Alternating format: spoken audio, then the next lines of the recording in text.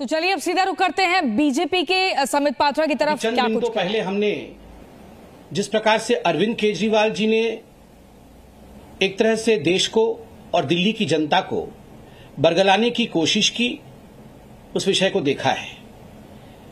और आज मैं बहुत स्पष्ट रूप से ये अरविंद केजरीवाल जी ने जो ड्रामा किया है और जो सच्चाई को आपसे छुपाने की कोशिश की है, उस सच्चाई को आपके सामने रखूंगा। बंधुगण, अरविंद केजरीवाल जी ने इस प्रकार से एक पिक्चर पेंट किया कि मोदी जी जो हैं वो दिल्ली की गरीब जनता को जो उनका अधिकार है, उनका राशन है, उससे वंचित रख रहे हैं और डोर टू डोर जो डिलीवरी होनी चाहिए राशन का, कहीं ना कहीं इस डोर टू डोर डिलीवरी को रोकने की कोशिश कर रहे हैं। मित्रों, ऐसा नहीं है। हकीकत क्या है, पहले तो मैं आपको बताना चाहूंगा कि मोदी जी ने अर्थात केंद्र सरकार ने दिल्ली की लगभग 72.78 लाख लोग जो नेशनल फूड सिक्योरिटी एक्ट के अंतर्गत आते हैं, उनके लिए मोदी जी ने क्या किया है और क्या दिया है जहां तक राशन का संबंध है। देखिए, दो स्कीम है अभी। एक स्कीम है नेशनल फूड सिक्योरिटी एक्ट, जिसको NFSA कहते हैं, और दूसरा स्कीम है प्रधानमंत्री गरीब कल्याण योजना। आप जानते हैं मोदी जी पूरे हिंदुस्तान के 80 करोड़ जनता को मुफ्त राशन मुहैया करा रहे हैं कोविड के समय में। तो ये दो स्कीम के अंतर्गत दिल्ली में भी जो गरीब बंधु हैं, उनको भी, जो मजदूर हैं, जिनको आवश्यकता है, उनको भी मोदी जी राशन पहुंचा रहे हैं। कितना राशन अभी तक पहुंचाया गया है और कितना पहुंचा है, इसका हिसाब किताब हम देंगे। देखिए, याद रखिए, भारतीय जनता पार्टी हिसाब किताब में विश्वास रखती है, ड्रामा में नहीं। हम चाहते हैं कि हकीकत आपके सामने जाए।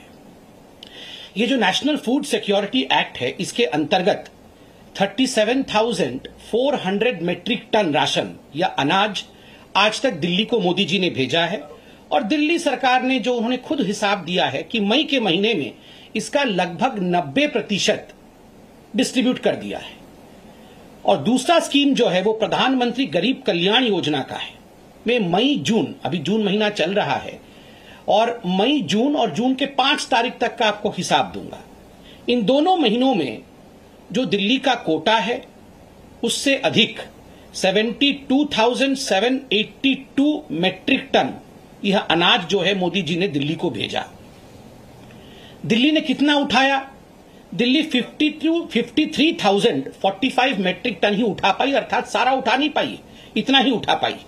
और ये जो 53,000 मीट्रिक टन उठाया है उन्होंने अपने कोटे में से, उसका मात्र 68% ही उन्होंने डिस्ट्रीब्यूट किया है। मात्र 68% ही वो बांटने में समर्थ रहे हैं, बाकी वो बांट नहीं पाए। मुझे बड़े दुख के साथ कहना पड़ रहा है कि यहां अरविंद केजरीवाल जी ने बहुत सारे आंकड़े नहीं दिए। पहला आंकड़ा जो अरविंद केजरीवाल जी ने नहीं दिया वो यह है कि ये जो NFSA national food security act का स्कीम है, इसके अंतर्गत कितना पैसा, ये एक सब्सिडाइज्ड स्कीम है, अर्थात इसका पैसा जो है वो केंद्र सरकार देती है और एक बहुत मिनिमम पैसा जो है वो राज्य सरकार देती है।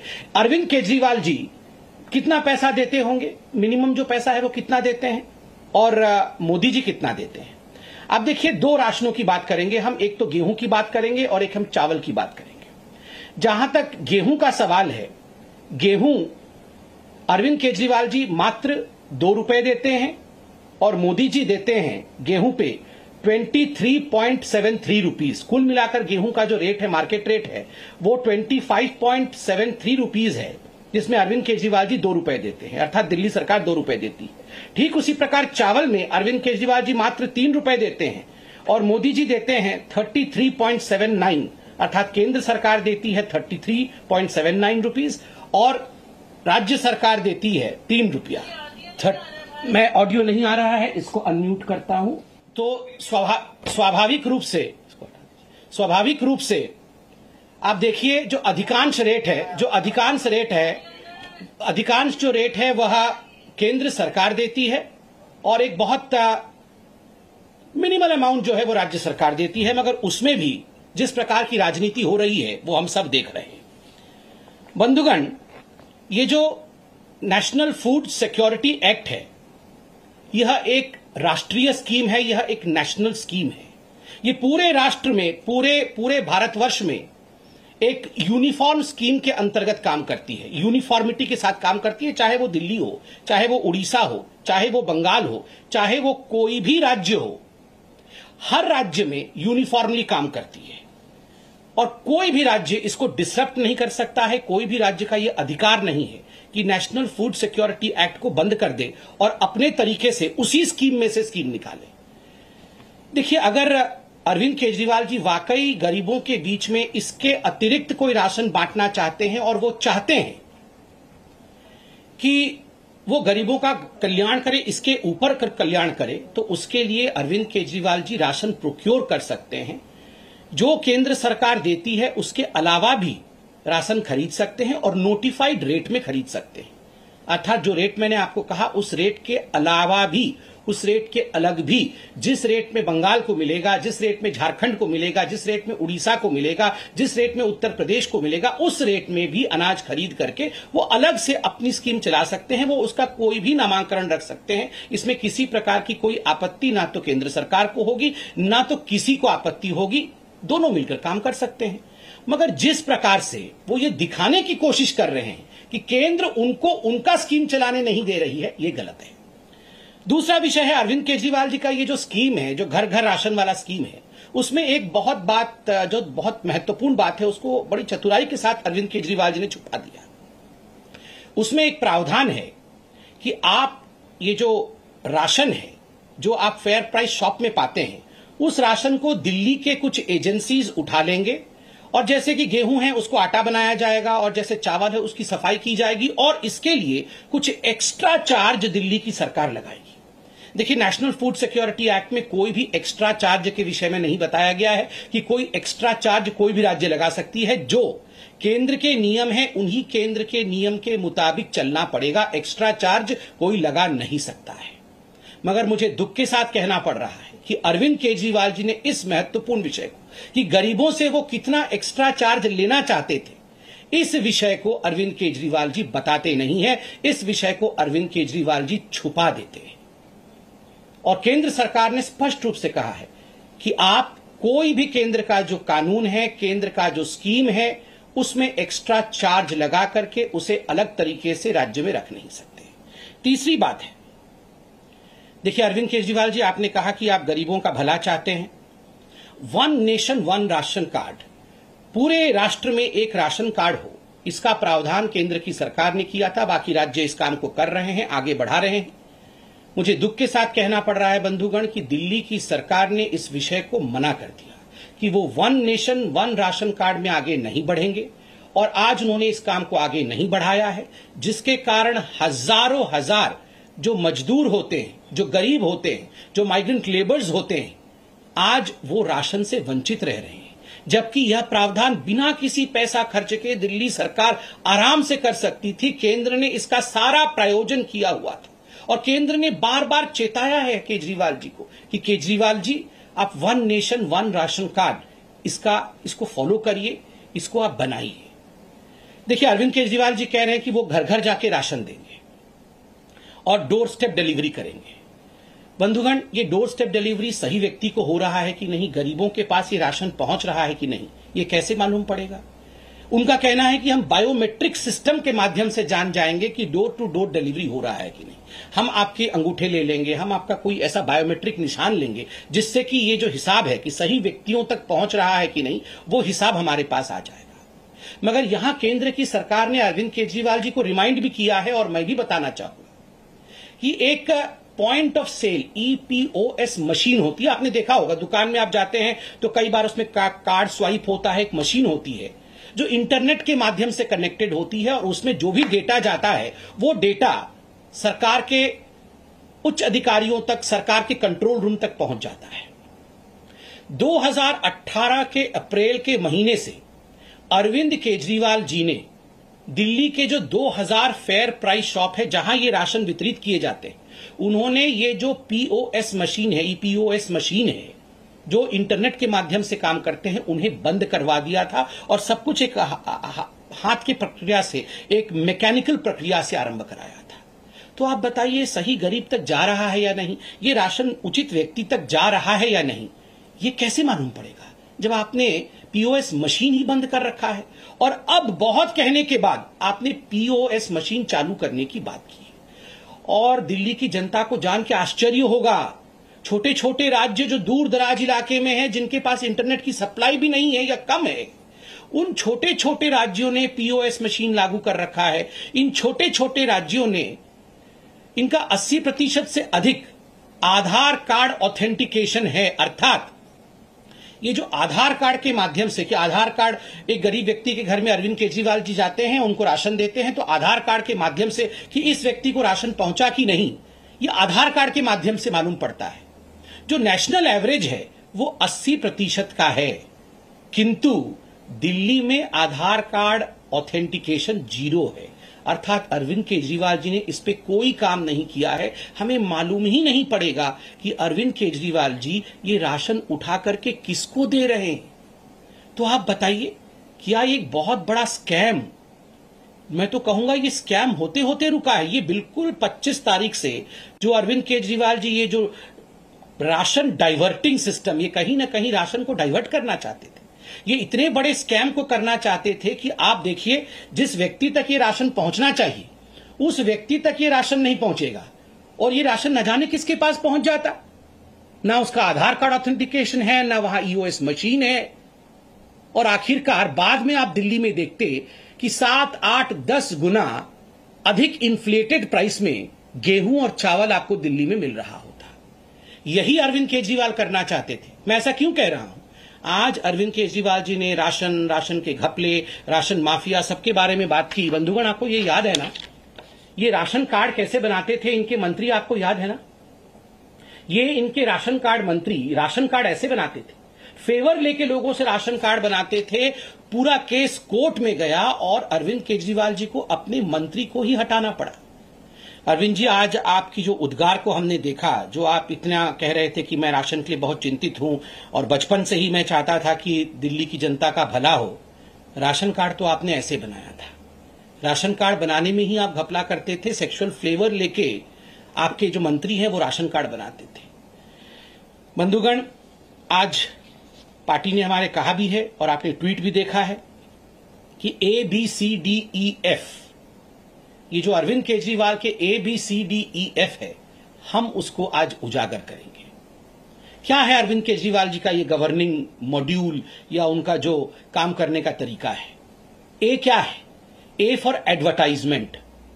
केवल एडवर्टाइजमेंट करना है, कुछ करना नहीं है, केवल एडवर्टाइजमेंट करना है। आज आप देखते होंगे कि वो जो बहुत सारे सिलेंडर रखे हुए होंगे और उसके बीच अरविंद केजरीवाल जी मास्क पहन के चल रहे हैं। हर जगह ये फोटो आ रही है, बहुत सारे सिलेंडर रखे हुए हैं और अरविंद केजरीवाल जी चल रहे हैं, एडवर्टाइजमेंट आ रही है और वो कह रहे हैं ये हम 3rd वेव की तैयारी कर रहे हैं। अरविंद केजरीवाल जी, ऐसे ही अगर आप सिलेंडर के बीच में मास्क पहन करके 2nd वेव से पहले चल दिए होते तो आज 2nd वेव ही नहीं होता और ये सारी चीजें नहीं होती। आप उस समय भी एडवर्टाइजमेंट कर रहे थे, आज भी एडवर्टाइजमेंट कर रहे हैं। 1000 करोड़ रुपए, 900 करोड़ के आसपास आपने एडवर्टाइजमेंट में खर्च किया। और दिल्ली वासियों, अगर यही 900 करोड़ रुपए उन्होंने राशन पे खर्च कर दिया होता ना, तो आज घर घर अनाज तो क्या, घर घर फल फ्रूट तक पहुंच गया होता। सबके घर में एक सेव, एक अनार भी पहुंच रहा होता, अगर वो वाकई 1000 करोड़ रुपए एडवर्टाइजमेंट पे नहीं खर्च करते। A for advertisement, B for blame. हर चीज में मोदी जी आपने ऐसा कर दिया, मोदी जी आपने वैसा कर दिया, मोदी जी आपने मुझे ऑक्सीजन नहीं दिया, मोदी जी आपने मुझे रेमडेसिविर नहीं दिया, मोदी जी आपने हमें हॉस्पिटल का बेड नहीं दिया। फिर सुबह उठ के देखो तो टीवी पे चल रहा होगा, अरविंद केजरीवाल जी ने सबको बेड दे दिया है, अरविंद केजरीवाल जी ने सबको ऑक्सीजन दे दिया है, हम घर घर ऑक्सीजन पहुंचाएंगे। अरे आप तो ब्लेम कर रहे थे सुबह से ही कि मोदी जी ने आपको कुछ नहीं दिया, और फिर कैसे आपने घर घर पहुंचा दिया? मोदी जी राशन नहीं दे रहे, राशन क्या दे रहे हैं मोदी जी ने? हमने अभी आपको आंकड़े दिए हैं। मोदी जी 25 रुपए दे रहे हैं, आप 2 रुपए दे रहे हैं। मोदी जी 33 रुपए दे रहे हैं, आप 3 रुपए दे रहे हैं। और उसके बाद भी आप इतनी जोर आवाज कर रहे हैं, जबकि जो भी आपका ड्यू है वो ड्यू आपको मई और जून के महीने का वो दे दिया गया है, आप उसे डिस्ट्रीब्यूट नहीं कर पा रहे हैं। फिर भी B for blame, A for advertisement and B for blame. C for credit. हर चीज में क्रेडिट लेना है जी इनको, बस क्रेडिट। सुबह से उठकर दोनों भाई अरविंद केजरीवाल और मनीष सिसोदिया 2 डायरेक्शन में निकल जाते हैं, क्रेडिट लेने की डायरेक्शन। अरे आप तो खुद ही बोलते हैं हमें काम करने नहीं दिया जा रहा है, कोई भी नहीं चाहता है कि दिल्ली सरकार काम करे। मोदी जी आपको सारे अड़ंगे अटका के रखे हुए हैं, कोई भी आपको आगे नहीं बढ़ने दे रहा है, फिर कई चीज की क्रेडिट ले लेते हैं जी। मोहल्ला क्लिनिक खोल दिया जी हमने, पूरे विश्व का सबसे बड़ा मोहल्ला क्लिनिक है। आप देखिए हर गली कोने में मोहल्ला क्लिनिक है। इतना क्रेडिट लिया आपने, फिर निकला क्या? खोदा पहाड़ निकली चूहिया। वो मोहल्ला क्लिनिक का क्या हो रहा है जी, आप बताइए। और तो और मैं तो आपको एक जजमेंट भी पढ़ के सुनाऊंगा, पहले ABCD कंप्लीट कर। C for credit, A for advertisement, B for blame, D drama. आप पता नहीं किस, मैं तो मोदी जी आप देखिए लड़ने का समय ही नहीं है जी, हम सबको मिलके काम करना चाहिए जी। हम किसी भी विषय में मैं राजनीति नहीं करता हूं। अरे अरविंद केजरीवाल जी, हर विषय में आप केवल राजनीति करते हैं, सुबह से शाम तक राजनीति। सर्जिकल स्ट्राइक हो तो राजनीति, 26 जनवरी के समय तो आप रजाई ओढ़ के लेटे हुए थे। आपको याद है ना राजपथ पे कैसे रजाई ओढ़ के लेटे हुए थे कि 26 जनवरी तक नहीं होने दूंगा।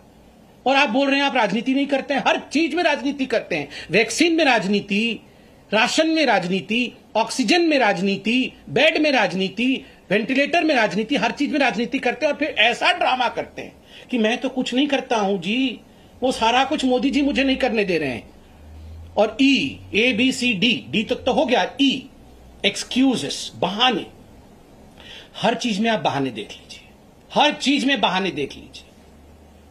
जब आज स्पष्ट रूप से आपको सरकार ने कहा है कि आप घर घर राशन देना चाहते हैं, स्वागत है। अनाज है, गोदाम में अनाज है, आप आए, अनाज खरीदें। और जिस प्रकार भी मुख्यमंत्री घर घर योजना चलाना चाहते हैं, केजरीवाल जी घर घर योजना चलाना चाहते हैं, कौन रोक सकता है जी आपको? आप आइए, गोदाम से जो नोटिफाइड रेट है उसमें खरीदिए, खरीद के जाके घर घर बांटिए, कोई आपत्ति नहीं है। नहीं, जो मोदी जी दे रहे हैं उसी में अड़ंगा फंसाना है और फिर बाद में रोना भी है, एक्सक्यूज भी ढूंढना है कि देखो जी मोदी जी ने नहीं करने दिया। अपना सारा पैसा एडवर्टाइजमेंट पे खर्च कर देना है, और जो एक नेशनल यूनिफॉर्म स्कीम चल रहा है उसको कैसे नहीं होने देना है, ये आपने देखना है। E for excuse. और जब A for advertisement, B for blame, C for credit, D for drama और E फॉर एक्सक्यूज होगा तो स्वाभाविक है F फॉर फेल्योर। गवर्नमेंट का पूरा फेल्योर हो गया है।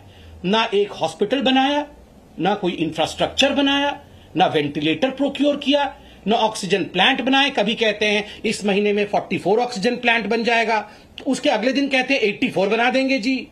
मतलब क्या मजाक बना के रखा हुआ है, बन तो एक भी नहीं रहा है। कभी 44 बना देंगे, कभी 64 बना देंगे, कभी 84 बना देंगे, फिर सुबह आके मोदी जी ने बनाने नहीं दिया। तो अरविंद केजरीवाल जी, ये ABCDEF के ड्रामा को बंद करिए। और मैं एक विषय भी आपके सामने केजरीवाल जी रखना चाहता हूं। आज आपने एक ऐसी बात कही जो आपको शायद नहीं कहना चाहिए था। देखिए केजरीवाल जी, आपने कहा कि ये जो दुकानदार हैं ये सुपर स्प्रेडर हैं। बिल्कुल नहीं है जी, ये दुकानदार हमारे रीढ़ की हड्डी हैं। दिल्ली में जितने भी दुकानदार हैं, मैं तो उनके पैर को छू के नमस्कार करता हूं जी, बीजेपी तो उनके पैर को छू के नमस्कार करती है। ये दुकानदार हमारे बच्चों को, हमें राशन देते हैं। कोरोना के समय बेचारे इतने दिन तक लॉकडाउन में रहे हैं, आप इनको कह रहे हैं कि ये सुपर स्प्रेडर है और ये हमारे बच्चों को मार डालेंगे। हमारे दुकानदार हमारे बच्चों को क्यों मार डालेंगे भला? आपने कहा कि माँ बाप दुकानों में आ जाएंगे और फिर माँ बाप को कोरोना हो जाएगा और फिर हमारे बच्चों को। आप डराते क्यों हैं लोगों को, क्यों डराते हैं? ये अनलॉक की प्रक्रिया तो आप अपने हिसाब से चला रहे हैं, ऑड इवन नंबर करके। फिर आपने ये स्टेटमेंट क्यों दिया कि ये दुकानदार जो है वो सुपर स्प्रेडर है? कोई दुकानदार सुपर स्प्रेडर नहीं है, वो अपना व्यवसाय कर रहा है, कानून को पालन करके कर रहा है, मास्क पहन के कर रहा है, डिस्टेंसिंग के साथ कर रहा है। और दुकानदारों को गाली मत दीजिए। जो लोग बॉर्डर में बैठे हुए हैं, जो लोग वहां पर धरना प्रदर्शन कर रहे हैं, पुतले फूक रहे हैं, वो सुपर स्प्रेडर नहीं है। ये बेचारे दुकानदार जो है ये सुपर स्प्रेडर बन गए हैं। मुझे लगता है इस प्रकार की भाषा का प्रयोग अरविंद केजरीवाल जी को बिल्कुल नहीं करना चाहिए। और देखिए अरविंद केजरीवाल जी, आज तो मैं धन्यवाद देता हूं कि जिस प्रकार से केंद्र सरकार ने एक बहुत बड़े स्कैम को होने से रोक लिया, बहुत बड़े स्कैम को होने से रोक लिया। और वो स्कैम था कि आप ये सारा का सारा जो गोदाम से डाइवर्ट करने वाले थे अनाज गरीबों के नाम पर, और इसका स्कैम करने वाले थे, आज वो स्कैम होने से रुक गया है। मुझे लगता है ये दिल्ली की जनता के लिए बहुत राहत का विषय है। बहुत बहुत धन्यवाद। तो बीजेपी के प्रवक्ता समित पात्रा को आप सुन रहे थे, जिन्होंने ABCDEF के जरिए बताया केजरीवाल ने कैसे एडवर्टीजमेंट लगातार शुरू किया, लेकिन फिर उसके बाद ब्लेम गेम चलना शुरू किया, क्रेडिट लेना शुरू किया, ड्रामा रोज ही वो करते हैं और उसके बाद एक्सक्यूज बराबर देते हैं। जो काम नहीं होता वो बहाना करते हैं और फिर अगले दिन वही काम कैसे हो जाता है। और अंत में बताया कि वो फेलियर है उनका, वो लगातार से बहानेबाजी कर रहे हैं। राशन सही लोगों तक पहुंच रहा या नहीं, ये कैसे पता लगे? वन नेशन वन राशन पर दिल्ली सरकार आखिर क्यों तैयार नहीं है, ये बीजेपी की तरफ से एक बड़ा सवाल है। Presenting V News app available on Google Play and App Store. Download it now.